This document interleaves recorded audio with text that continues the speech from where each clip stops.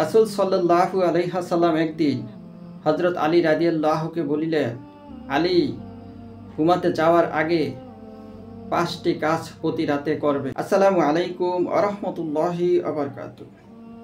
রাসূল সাল্লাল্লাহু আলাইহি ওয়াসাল্লাম একদিন হযরত আলী রাদিয়াল্লাহুকে বলিলেন, আলী, ঘুমাতে যাওয়ার আগে 5টি কাজ প্রতি রাতে করবে।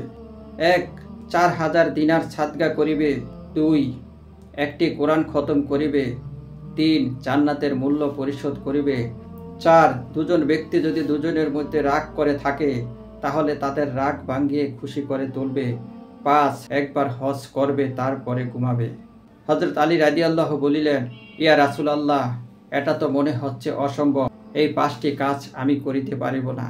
তখন আল্লাহর হাবিব সাল্লাল্লাহু আলাইহি ওয়াসাল্লাম বলিলেন, 4 বার সূরা ফাতিহা পাঠ করিলে 4000 দিনার সাদকা করার সম পরিমাণ সওয়াব পাইবে। 3 বার সূরা ইখলাস পাঠ করিলে একটি কোরআন খতম করার সওয়াব পাইবে। 3 বার যে কোনো দুরূদ শরীফ পাঠ করিলে জান্নাতের মূল্য পরিশোধ করার সম পরিমাণ সওয়াব পাইবে। 10 বার যে কোনো আস্তাগফিরুল্লাহ পাঠ করিলে দুজন অখুশি মানুষকে খুশি করার সম পরিমাণ সওয়াব পাইবে। কালেমা শাহাদাত 4 বার পাঠ করিলে একটি হজ করার সম পরিমাণ সওয়াব পাইবে।